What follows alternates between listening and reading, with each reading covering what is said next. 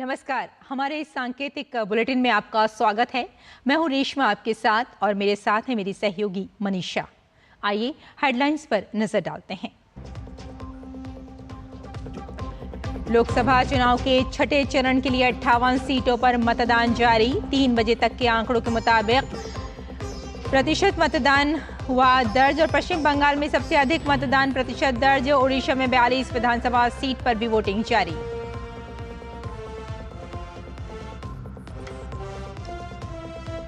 छठे चरण के मतदान में महिलाओं, युवाओं और फर्स्ट टाइम वोटर्स में दिख रहा है खासा उत्साह। बुजुर्ग मतदाता भी बढ़ चढ़ कर ले रहे हैं हिस्सा।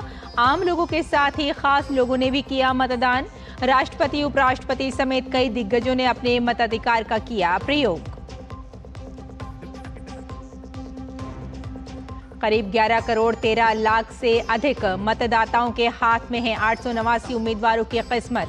धर्मेंद्र प्रधान, मेनका गांधी, संबित पात्रा, मनोज तिवारी, मनोहर लाल खट्टर, बांसुरी स्वराज, महबूबा मुफ्ती, अभय सिंह चौटाला और दीपेंद्र सिंह हुड्डा जैसे कद्दावर नेताओं के भाग्य का होगा फैसला। प्रधानमंत्री नरेंद्र मोदी ने बिहार के बक्सर, काराकाट और पाटलिपुत्र में विशाल जनसभा को संबोधित करते हुए कांग्रेस राजद पर किया जमकर प्रहार। पीएम ने भ्रष्टाचार के खिलाफ एक्शन का किया जिक्र। कहा, जिन्होंने बिहार को लूटा है उन्हें जेल जाना होगा।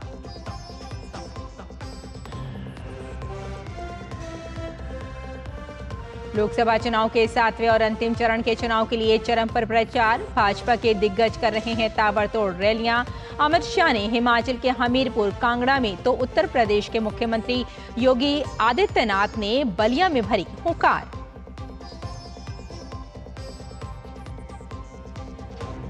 अंतिम चरण के लिए विपक्षी पार्टियां भी कर रही हैं प्रचार। उत्तर प्रदेश के गोरखपुर में कांग्रेस नेता प्रियंका गांधी और सपा नेता अखिलेश यादव ने की संयुक्त जनसभा। अपनी जीत का ठोका दावा।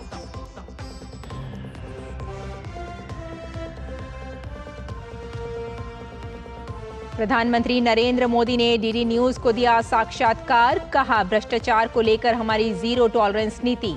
पीएम ने कहा, धार्मिक आधार पर आरक्षण मंजूर नहीं। कांग्रेस और ममता बनर्जी पर ओबीसी का हक मुसलमानों को देने का लगाया आरोप।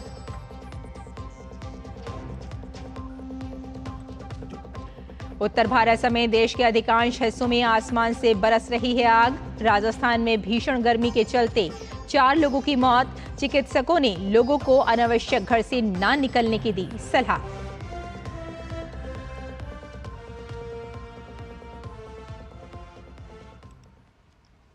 और अब समाचार विस्तार से। लोकसभा चुनाव के छठे चरण में 6 राज्यों और 2 केंद्र शासित प्रदेशों की 58 सीटों पर मतदान जारी है। उत्तर प्रदेश की 14, हरियाणा की 10, पश्चिम बंगाल की 8, बिहार की 8, दिल्ली की 7, ओडिशा की 6, झारखंड की 4 और जम्मू कश्मीर की 1 सीट अनंतनाग, राजौरी पर लोग उत्साह के साथ अपने मताधिकार का प्रयोग कर रहे हैं। बुजुर्ग मतदाताओं के साथ युवा मतदाता भी लोकतंत्र के इस महापर्व में बढ़ चढ़कर भाग ले रहे हैं।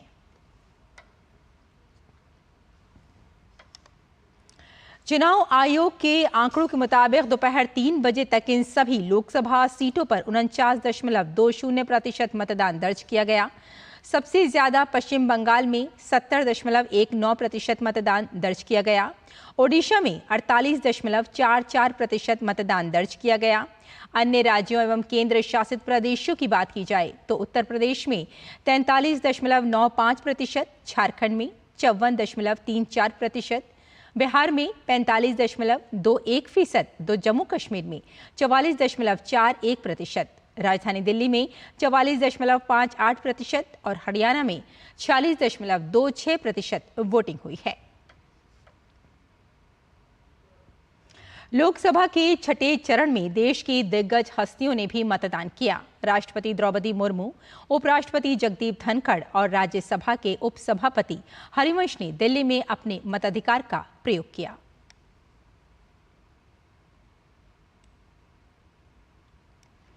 दिल्ली के 7 लोकसभा सीटों पर मतदान हो रहा है। दिल्ली में तापमान ने लोगों के पसीने छुड़ा रखे हैं। तेज धूप और गर्मी के बावजूद मतदाता मतदान केंद्रों पर पहुंच रहे हैं। लोकतंत्र के पर्व में मतदाता अपनी भागीदारी निभाने में जुटे हैं।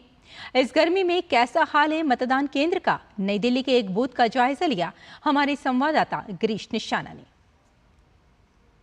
देश की राजधानी दिल्ली में तापमान 45 के पार है, लेकिन मतदाताओं के उत्साह में कोई कमी नहीं। बात करते हैं सर, इतनी गर्मी है फिर भी वोट के लिए? सर ये वोट नहीं है, ये हमारे को एक अपॉर्चुनिटी मिलती है 5 साल के बाद में जनरल इलेक्शन के अंदर कि देश के भविष्य के लिए किसके हाथ में देश का नेतृत्व सौंपा जाए। ये सब लोग आप देखिए, सबने क्लिप जैसे पोस्ट कॉलोनी के अंदर मिड डे में 12 साढ़े 12 बजे इतनी लंबी क्यू होना, सुबह से क्यू है यहाँ पर। मैंने नहीं देखी किसी भी इलेक्शन में आज तक मिड डे के अंदर ऐसी कॉलोनी के अंदर मतदाताओं का इतना उत्साह है। और जिससे पूछते हैं कहे कि ये देश के भविष्य, और कोई नहीं है देश के भविष्य के अलावा यहाँ कुछ नजर नहीं आ रहा। हमारा देश का नेतृत्व उन लोगों के हाथ में हो जो देश के बारे में सोचे, अपने बारे में ना सोचे, देश के बारे में सोच रहे। इसी वजह से ये पूरी लंबी लाइन है। ये मौका 5 साल के बाद मिलता है और मेरी अपनी पर्सनल है कि अपना बेसिकली उन हाथों में देश देना जिस हाथों में देश सुरक्षित हो, जिस हाथों में वे विश्वास हो, जो पहले मतलब गारंटी दी गई है, आने वाले समय की गारंटी पे गारंटी हो रही है, तो उसमें जनरल आदमी को लगे कि हाँ भाई गारंटी का मतलब गारंटी है, जो दे दिया वर्ड मतलब मीन्स वर्ड। मैं तो हर नागरिक से ये अपील करूंगा कि सबको वोट डालना चाहिए। जो आदमी वोट डालेगा उंगली उठाने का हक उसी को मिलना चाहिए। 47 टेम्परेचर में हम लोग यहाँ खड़े हैं। ये मेरे लिए महाराष्ट्र पर्व है और मैं बड़े उत्साह से इसमें हिस्सा ले रही हूँ और सभी को लेना चाहिए देश के भविष्य के लिए, नेशन के लिए। ये देश का चुनाव है जिसमें देश हमारा मजबूत हो, हमें वोट देना चाहिए। तापमान भले ही 45 के पार हो, लेकिन इनके उत्साह में कोई कमी नहीं दिखाई दे रही। हालांकि सफदरजंग एन्क्लेव का इलाका पॉश कॉलोनी में कहलाया जाता है, बावजूद इसके यहाँ मतदाता जो हैं बहुत ही उत्साह के साथ मतदान केंद्रों पर पहुँच रहे हैं। गर्मी भले ही है, लेकिन मतदाताओं के उत्साह में कोई कमी नहीं। कैमरामैन प्रमोद नेगी के साथ गिरीश निशाना, डीडी न्यूज, दिल्ली। और लोकतंत्र के महापर्व में बुजुर्ग मतदाता भी बढ़ चढ़कर भाग ले रहे हैं। इसकी एक बानगी देखने को मिली दिल्ली के सुखदेव विहार में। 100 साल के बुजुर्ग व्यक्ति ने घर पर ही होम वोट डाला। गौरतलब है कि चुनाव आयोग ने उन मतदाताओं के लिए होम वोट की खास व्यवस्था की है जो चलने फिरने में असमर्थ होने की वजह से मतदान केंद्र तक आने में अक्षम हैं।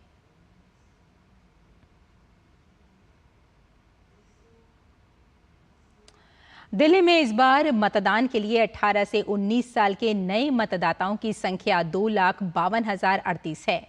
पहली बार मतदान करके कैसा लगा इन युवा मतदाताओं को? इस पर खास बातचीत की हमारे संवाददाता गिरीश निशाना ने। पहली बार के युवा मतदाता हैं, बात करते हैं। कैसा लगा आज फर्स्ट टाइम वोट किया है? बहुत अच्छा लगा। कितना बेसब्री से इंतजार था आपको? बहुत ज़्यादा।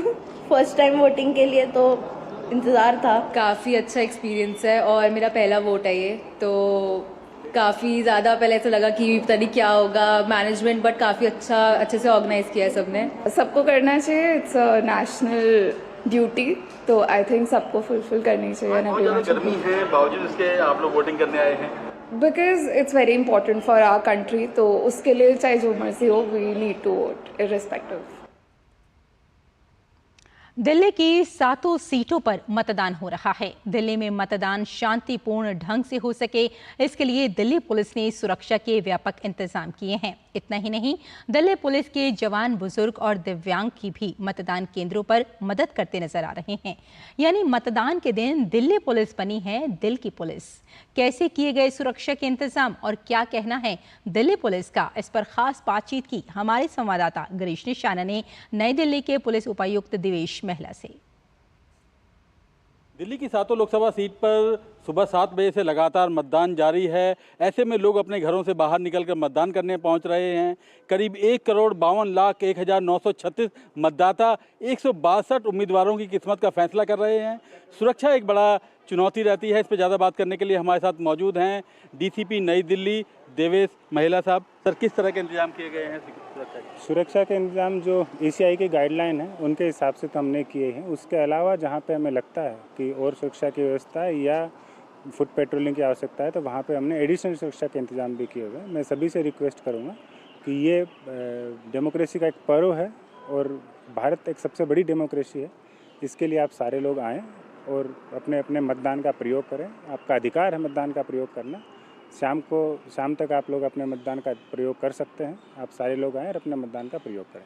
सर, दिल्ली पुलिस को सुरक्षा के लिए देखा जाता है, लेकिन अब मैंने कई बूथों पे देखा जहाँ पे जो पुलिसकर्मी हैं वो वृद्धों की, दिव्यांगजनों की सहायता करते नजर आ रहे हैं। ये एक सोशल सर्विस भी है कि अगर नॉर्मल ह्यूमन टेंडेंसी भी है और अच्छी बात है जो आपने देखा कि हर एक इंसान के अंदर ये चीज़ है और होनी भी चाहिए कि अगर किसी की हेल्प कर सकता है तो उसको करनी ही चाहिए। उसी तरीके से हमारे पुलिस पर्सनल भी हैं, वो भी गाइडेड भी हैं, उनको बताया भी गया है और वैसे भी वो लोग सब विवेक से भी और अपनी इच्छा से भी लोगों की हेल्प कर रहे हैं। अगर किसी बूढ़े इंसान की किसी की हेल्प कर सकते हैं वोट देने में या उनके किसी और तरीके से भी, तो हम पूर्णतः हेल्प करने की कोशिश करते हैं। सर, मतदाताओं से किस तरह की अपील करना चाहेंगे? मेरी सभी से यही अपील है कि देखिए, भारत एक सबसे बड़ी डेमोक्रेसी है और ये डेमोक्रेसी लोगों के मतदान से ही बनती है। तो अपने मतदान का प्रयोग करें। बड़ी मुश्किल से बहुत हमारे 1947 से पहले जब हम गुलाम थे उसके बाद में बड़ी मुश्किल से अपने पूर्वजों ने इसमें सहयोग करके और देश को आज़ाद करवाया है। आज़ादी में बड़ी कुर्बानियाँ दी हैं। आप लोगों को सभी को एक मत का अधिकार है, सबका मत बराबर है। तो आप लोग आएँ, अपना मत का प्रयोग करें और अपने चॉइस के कैंडिडेट को मत दें, लेकिन अपने मत का प्रयोग अवश्य करें। तो कहीं ना कहीं डीसीपी साहब भी कह रहे हैं कि अपने मत का प्रयोग जरूर करें। हालांकि सुरक्षा के व्यापक इंतजाम किए गए हैं नई दिल्ली के अंदर। कैमरामैन प्रमोद नेगी के साथ गिरीश निशाना, डीडी न्यूज, दिल्ली। लोकसभा चुनाव के छठे चरण में 58 सीटों पर मतदान जारी है। केंद्रीय मंत्री हरदीप सिंह पुरी ने अपनी पत्नी के साथ दिल्ली में मतदान किया। वहीं कांग्रेस महासचिव प्रियंका गांधी ने भी मतदान किया। लोकतंत्र के इस महापर्व में दिल्ली के मुख्यमंत्री अरविंद केजरीवाल ने दिल्ली के एक मतदान केंद्र पर अपना वोट डाला। वहीं हरियाणा के मुख्यमंत्री नायब सिंह सैनी ने हरियाणा की अंबाला कैंट लोकसभा क्षेत्र के अंतर्गत मिर्जापुर के नारायणगढ़ जाकर मतदान किया।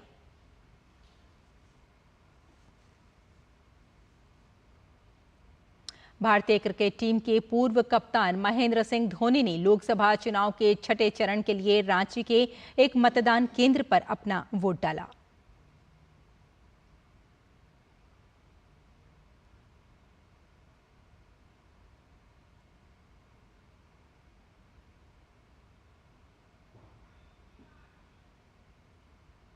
प्रधानमंत्री नरेंद्र मोदी ने कहा है कि भ्रष्टाचार को लेकर हमारी जीरो टॉलरेंस की नीति है। डीडी न्यूज से खास बातचीत में कहा कि पहले की सरकारों के समय भी वही केंद्रीय एजेंसियां थी, लेकिन पिछले 10 सालों में ईडी ने 2200 करोड़ रुपए नकद पकड़े हैं। पहली बात है कि देश को गर्व होना चाहिए कि एक सरकार ऐसी है कि जिसका करप्शन के प्रति जीरो टॉलरेंस है। दूसरा, ये सरकार ऐसी है कि जिस डिपार्टमेंट के पास जो काम है उसको करना पड़ता है। अगर किसी को सफाई का जिम्मा है तो वो सफाई करनी पड़ेगी। भाई तुम घर पे सो नहीं सकते हो, तुम्हें समय पर बस चलानी है तो बस चलानी पड़ेगी। तो एक गवर्नेंस में हर एक को अपना अपना काम ढंग से करना चाहिए। ये डिसिप्लिन लाने का मेरा प्रयास है। उसमें ईडी डिपार्टमेंट भी आता है, उसमें सीबीआई भी आता है, उसमें विजिलेंस भी आता है। सारे डिपार्टमेंट हर एक को काम करना होता है। यही सरकारें थी पहले, यही स्ट्रक्चर था, यही अफसर थे, यही पद थे, यही तनख्वाह था, यही फाइलें थी, यही प्रक्रिया थी। 10 साल में 2004 से 2014 प्रधानमंत्री भी थे और सुपर पीएम भी थे। रिमोट से सरकार चलती थी। 34 लाख रुपये उन्होंने जब्त किए थे। इसका मतलब डिपार्टमेंट सोया पड़ा था, कुछ करता ही नहीं, देश चिल्लाता था। और सरकार भी वो गई तो करप्शन के मुद्दे पर गई जी। हम आए, हमने कहा भाई ये कुछ नहीं चलेगा, आपको काम करना पड़ेगा। 2200 करोड़ रुपया पकड़े कैश। प्रधानमंत्री मोदी ने कहा कि देश में धर्म के आधार पर आरक्षण नहीं होना चाहिए। ये जो गलती होती है ना कि भाई मोदी मुसलमानों को आरक्षण का विरोध करता है, मैं कहता हूं कि भारत का संविधान धर्म के आधार पर आरक्षण की अनुमति नहीं देता है। संविधान निर्माताओं ने इस मुद्दे पर बहुत गहरी चर्चा की है। चर्चा कर करके संविधान सभा ने जो संविधान बनाए वो कहता है कि भारत जैसे देश में धर्म के आधार पर एक बार टुकड़े हो चुके हैं, अब इस देश को ज़्यादा टुकड़े नहीं होने देना चाहिए, धर्म के आधार पर आरक्षण नहीं देना चाहिए। डॉक्टर बाबा साहब आम्बेडकर ने भी यही कहा, जवाहरलाल नेहरू ने भी यही कहा, बाकी भी संविधान के सभी सदस्यों ने, संविधान सभा के सभी सदस्यों ने कहा। मेरा कहना है कि हमें संविधान का लेटर एंड स्पिरिट में रक्षण करना चाहिए।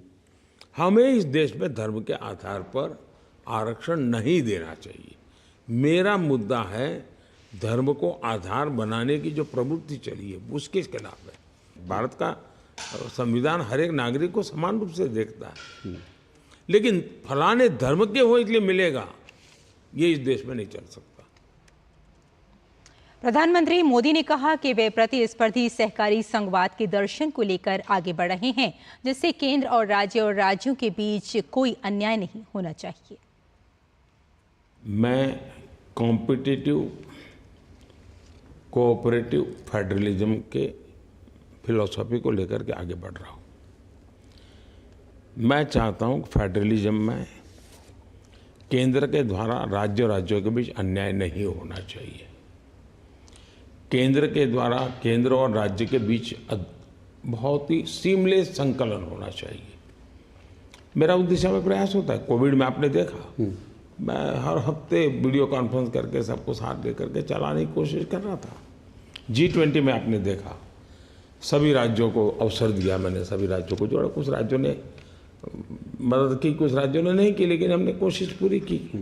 कुछ राज्यों ने कहा हम खर्चा नहीं करेंगे, फिर भी हमने कहा भाई तुम्हारी फ़ोटो लगाओ, तुम जाके बैठो, तुम्हारी फ़ोटो निकले। हाँ, क्योंकि दुनिया में एक अच्छी छवि गई हमारी, तो हमारी कोशिश रहती है सबको साथ रखें। प्रधानमंत्री नरेंद्र मोदी ने कहा कि इस बार लोकसभा चुनाव में स्पष्ट जनादेश आएगा और चुनाव के बाद हैंग होने की संभावना से इनकार किया। खान मार्केट गैंग पर निशाना साधते उन्होंने कहा कि चुनाव के आखिरी चरणों में गैंग के लोग हैंग होने का शगुफा छोड़ने में नाकाम रहे।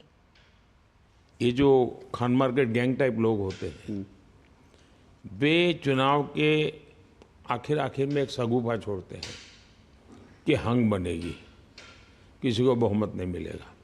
कम से कम इस बार ये हिम्मत कोई कर नहीं रहा है, वरना मैं सोच रहा था कि शायद जब 20 दिन बाकी होंगे तो ये मैदान में आ जाएंगे, सब हंग होगा, फिर चर्चा यही हफ्ते भर चलेगी।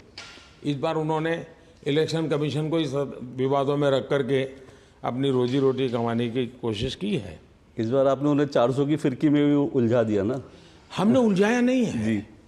देश की जनता का निर्णय हम समझते हैं, हम देश की जनता की आंखों में वो ताकत देखते हैं और उसको जनता ही अपने शब्दों में कहती है, हम तो इको इफेक्ट देते हैं। ये है तो आवाज़ जनता की।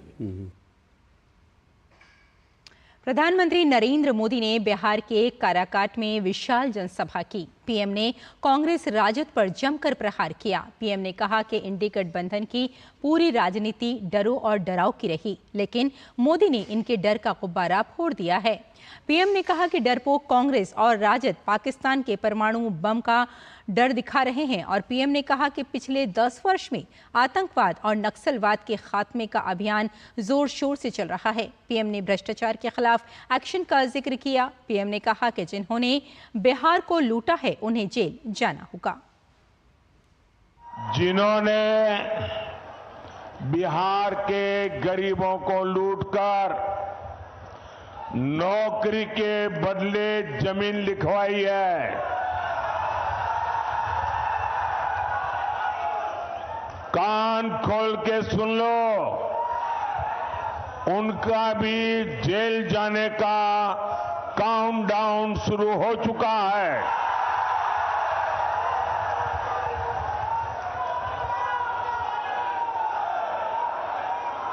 ये जैसे ही ये हेलीकॉप्टर में चक्कर मारने का समय उनका पूरा होगा, जेल का रास्ता तय हो जाएगा।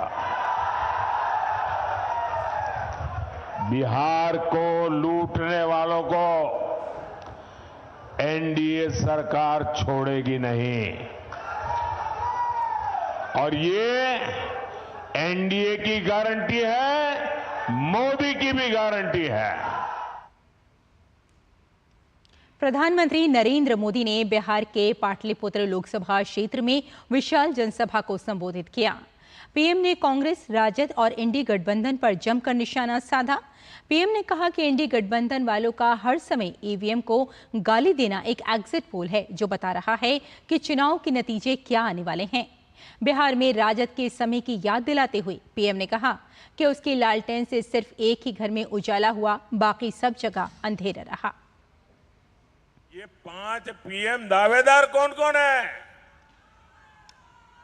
गांधी परिवार का बेटा, सपा वाले परिवार का बेटा, नेशनल कॉन्फ्रेंस परिवार का बेटा, एनसीपी वाले परिवार की बेटी, टीएमसी वाले परिवार का भतीजा, आप पार्टी के आका की पत्नी, नकली शिवसेना परिवार का बेटा और आरजेडी के बेटे या फिर बेटियां, ये सारे परिवारवादी मिलकर प्रधानमंत्री की कुर्सी पर म्यूजिकल चेयर खेलना चाहते हैं। भाजपा के वरिष्ठ नेता अमित शाह ने हिमाचल प्रदेश के कांगड़ा में जनसभा की। अमित शाह ने कहा कि चुनाव में कांग्रेस का सुपड़ा साफ होने जा रहा है, वहीं हम 400 सीटें जीत रहे हैं। 4 चरण में हमारे नेता मोदी जी 310 सीट जीतकर सरकार बनाने का काम किया और एक कांग्रेस का सुपड़ा साफ हो गया है। 5वें और 6ठे चरण की जिम्मेदारी मोदी जी को 400 पार कराने की है। और मैं दूसरा भी परिणाम कहता हूं, ये राहुल बाबा है ना, जो राहुल बाबा जानते हो ना, राहुल बाबा इस बार 40 भी पार नहीं करने वाले हैं। 40 भी। कांग्रेस महासचिव प्रियंका गांधी वाड्रा ने उत्तर प्रदेश के गोरखपुर में चुनावी जनसभा को संबोधित किया। इस दौरान प्रियंका गांधी वाड्रा ने बेरोजगारी और महंगाई का मुद्दा उठाया। रोजगार है देश में, 70 करोड़ लोग बेरोजगार हैं। 45 सालों में सबसे ज्यादा बेरोजगारी आज है देश में। ये सबसे बड़ी समस्या है कि नहीं है? आपकी दूसरी सबसे बड़ी समस्या क्या है? महंगाई है। समाजवादी पार्टी प्रमुख अखिलेश यादव ने उत्तर प्रदेश के गोरखपुर में चुनावी जनसभा को संबोधित किया। उन्होंने जनसभा के दौरान इंडी गठबंधन की जीत का दावा किया। गोरखपुर और आसपास के क्षेत्रों से जो संदेश मिल रहे हैं और जो माहौल बता रहा है और जो यहाँ पर जोश और उत्साह देखने को मिल रहा है, इस बार न केवल गोरखपुर, बांसगांव और आसपास जितने भी लोकसभा क्षेत्र हैं, उसमें सभी के सभी इंडिया गठबंधन के प्रत्याशी जीतने जा रहे हैं। और आइए आपको इस वक्त सीधे लिए चलते हैं उत्तर प्रदेश के गाजीपुर, जहां प्रधानमंत्री नरेंद्र मोदी जनसभा को संबोधित कर रहे हैं।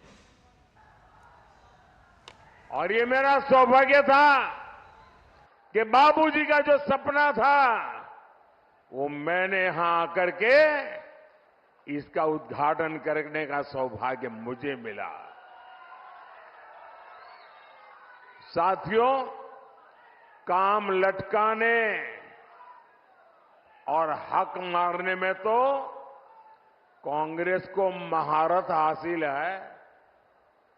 इन्होंने हमारे सेना के वीर जवानों को 1 रैंक 1 पेंशन तक नहीं मिलने दी थी।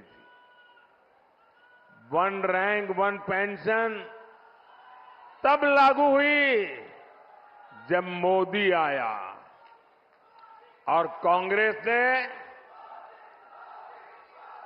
कांग्रेस ने हमारे सेना के जवानों के साथ उनकी तपस्या का कैसे मखौल उड़ाया था, उनकी आंखों में कैसे धूल झोंकी थी, उनको मूर्ख बनाने का भरपूर प्रयास किया था। जब 2013 में भारतीय जनता पार्टी ने मुझे प्रधानमंत्री पद के उम्मीदवार के रूप में घोषित किया, उसके बाद मेरी पहली रैली हरियाणा के रेवाड़ी में एक्स सर्विसमैन की हुई और वहां मैंने कहा था कि मैं 1 रैंक 1 पेंशन लागू करूंगा। कांग्रेस वाले घबरा गए, ये मोदी ने घोषणा कर दी, अब करे क्या? तो उन्होंने आनन फानन में हर एक की आंख में धूल झांक करके बजट में 500 करोड़ रुपया डाल दिया और लिख लिया ओआरओपी करेंगे। और फिर देश भर में एक्स सर्विसमैन के सम्मेलन किए। शाहजादे वहां जाकर के नाच रहे थे कि ओआरओपी ओआरओपी ओआरओपी। जब आपने मुझे प्रधानमंत्री के रूप में सेवा करने का अवसर दिया और मैंने पहले ही काम खोला, मैंने कहा लाओ भाई क्या हुआ, मैं चौंक गया। 21वीं सदी में आज कम्युनिकेशन का इतना बड़ा जमाना, पढ़े लिखे नौजवान, इन्होंने कैसे सेना के साथ गद्दारी की थी। उन्होंने 500 करोड़ रुपया लिख करके 1 रैंक 1 पेंशन टोकनिज्म किया। मैंने कहा नहीं, मैं तो 1 रैंक 1 पेंशन लागू करना चाहता हूं। भाइयों बहनों, आप जान करके हैरान हो जाएंगे, 1 रैंक 1 पेंशन लागू करने में, ओआरओपी लागू करने में अब तक 1.25 लाख करोड़ रुपया पूर्व सैनिकों को खाते में जमा करा दिए गए। अब कोई मुझे बताए भाई, 1.25 लाख करोड़ की जरूरत, उसके सामने 500 करोड़ का ड्रामा, ये धोखा है कि नहीं है? ये धोखा है कि नहीं है? ये बेईमानी है कि नहीं है? ये पूर्व सैनिकों का अपमान है कि नहीं है? साथियों, गाजीपुर हो, यूपी हो या पूरा देश हो, परिवारवादी पार्टियों के नेता अपने परिवार के लिए महल पे महल बनाते चले गए, लेकिन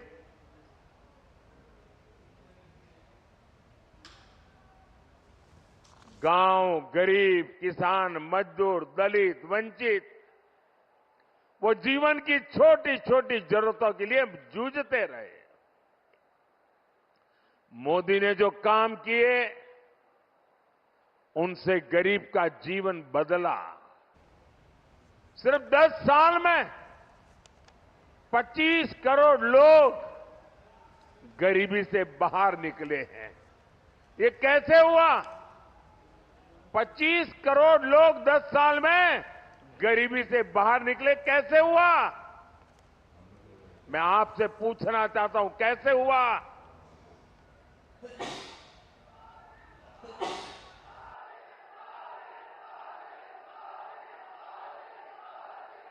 कैसे हुआ? कैसे हुआ?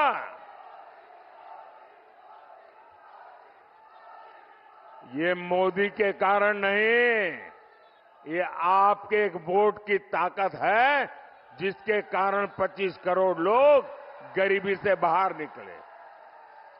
आपके वोट ने मोदी को मजबूत बनाया और मोदी की योजनाओं ने गरीब को सशक्त बना दिया।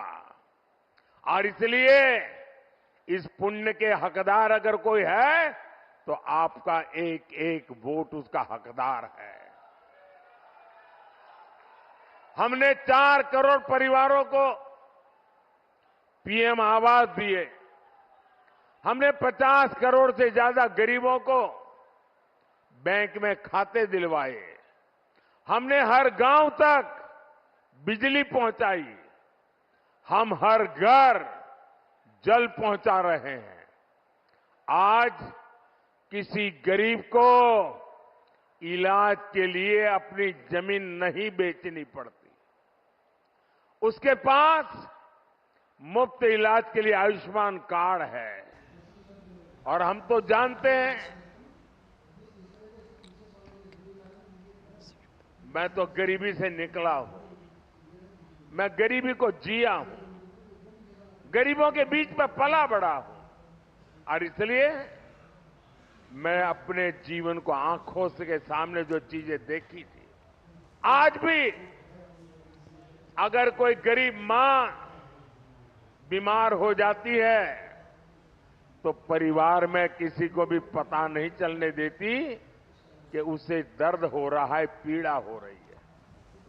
वो मां दिन भर काम करती रहती है, पीड़ा सहती रहती है, परिवार में बच्चों को पता नहीं चलने देती कि मुझे इतनी बड़ी पीड़ा होती है, क्योंकि मां के मन में एक भाव रहता है कि अगर परिवार में पता चलेगा बच्चों को कि मैं बीमार हूं तो बच्चे मुझे अस्पताल ले जाएंगे, अस्पताल में भारी भरकम खर्चा हो जाएगा, बच्चों के माथे पर कर्ज आ जाएगा, तो मां सोचती है कि मुझे बच्चों को कर्ज में नहीं डूबने देना, मैं पीड़ा सहन करती रहूंगी और जब ईश्वर बुला लेगा तब चली जाऊंगी। ये मेरे देश की कोटि कोटि माताएं बीमारी सहती रही, लेकिन अगर मेरी माताओं को बीमारी सहनी है तो इस बेटे का दिल्ली में बैठने का क्या मतलब? प्रधानमंत्री नरेंद्र मोदी उत्तर प्रदेश के गाजीपुर में जनसभा कर रहे हैं और अपने भाषण के दौरान उन्होंने कहा कि कांग्रेस 1 रैंक 1 पेंशन को लागू नहीं होने दे रही है। साथ ही उन्होंने कहा कि हमारी ही पॉलिसियों से जो गरीबी रेखा से लोग बाहर आए हैं, ये उनके वोट का ही नतीजा है कि वो खुद सशक्त हुए हैं। फिलहाल इस बुलेटिन में इतना ही। अनुमति दी, नमस्कार।